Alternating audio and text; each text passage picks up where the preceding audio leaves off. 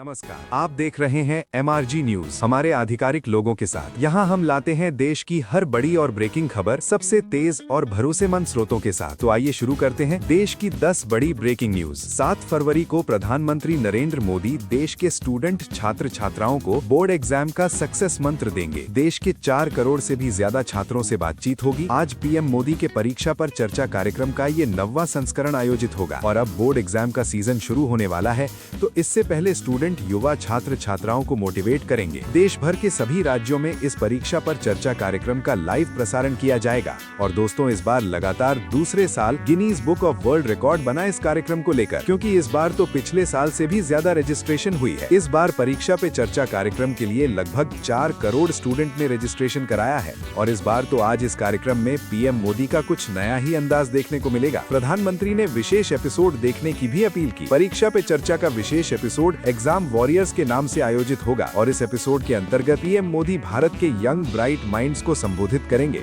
उनसे सीधी बातचीत, सीधा संवाद करेंगे। चलिए अगला अपडेट देखिए। पशु मेले का आयोजन होने जा रहा है। आज 7 फरवरी से 50 लाख रुपए तक के इनाम वितरित किए जाएंगे और ये 41वीं राज्य स्तरीय पशु प्रदर्शनी का आयोजन हरियाणा राज्य में आज 7 फरवरी से शुरू होगा, जो 10 फरवरी तक चलेगा। चलिए अगला अपडेट देखिए। उत्तर प्रदेश में दिव्यांगों के लिए नौकरियां अवेलेबल होगी। आज 7 फरवरी से यूपी राज्य में दिव्यांग जन लोगों के लिए विशेष रोजगार अभियान 2.0 का आयोजन होने जाना मुख्यमंत्री योगी आदित्यनाथ सरकार की एक बड़ी पहल है। प्रदेश भर में 7 से 13 फरवरी तक अलग अलग जिलों में ये दिव्यांग जन रोजगार अभियान आयोजित किया जाएगा। और इस अभियान के तहत सरकार की योजना क्या है?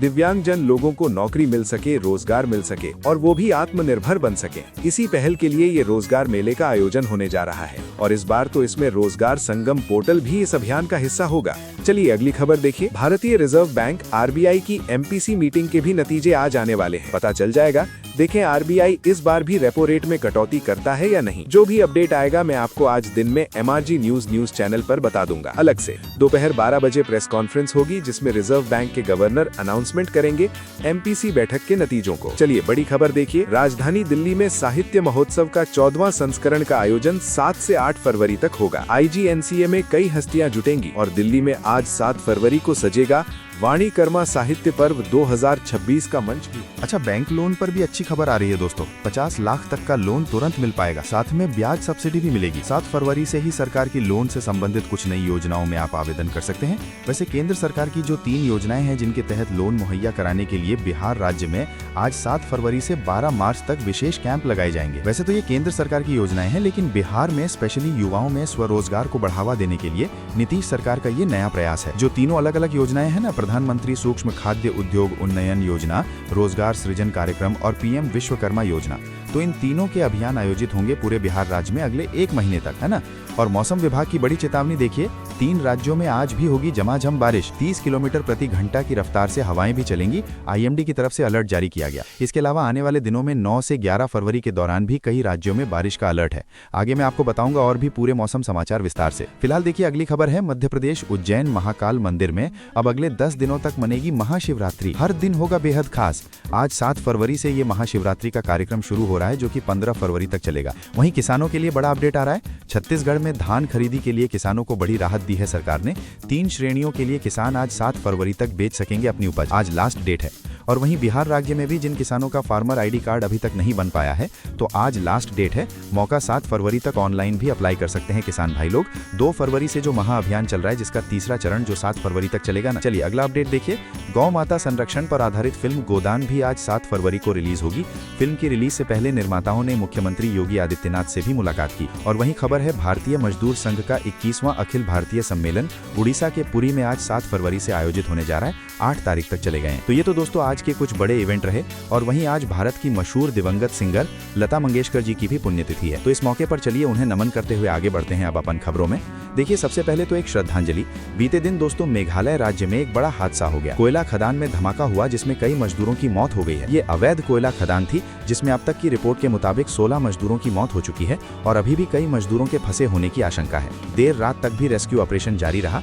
मेघालय के ईस्ट जंतिया हिल्स जिले में ये अवैध कोयला खदान में बड़ा धमाका देखने को मिला। इस घटना के बाद मरने वाले मजदूरों को प्रधानमंत्री नरेंद्र मोदी ने भी 2 लाख रुपए का मुआवजा देने का ऐलान किया। तो सभी मृतकों की आत्मा को ईश्वर शांति दे। चलिए आगे बढ़ते चलते हैं खबरों में। देखिए आप बड़ी खबर, प्रधानमंत्री नरेंद्र मोदी ने संसद के राज्यसभा में संबोधन में कहा कि कांग्रेस के वक्त डील यानी बोफोर्स घोटाला, ये मोहब्बत की दुकान मोदी की कब्र खोदने की बात करती है। पीएम मोदी ने बीते दिन कुछ इस तरह से स्पीच दिया कि विपक्षी राजनेताओं ने पीएम के इस भाषण का, संबोधन का वॉकआउट भी किया। तकरीबन 1 घंटा से 30 मिनट तक प्रधानमंत्री ने राज्यसभा में ये भाषण दिया।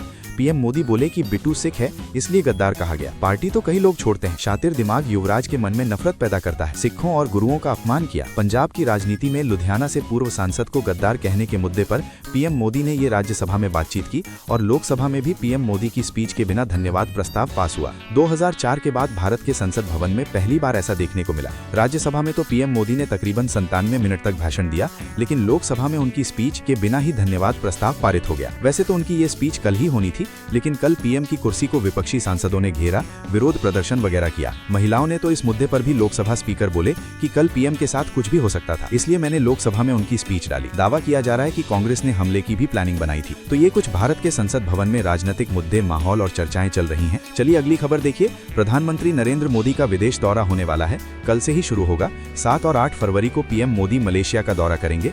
इस दरमियान भारत मलेशिया के बीच कई अहम मुद्दों पर बातचीत होगी। और बड़ी खबर देखिए, इलेक्शन कमीशन ने कहा कि बंगाल में एसईआर के दौरान हिंसा और धमकियां मिली है।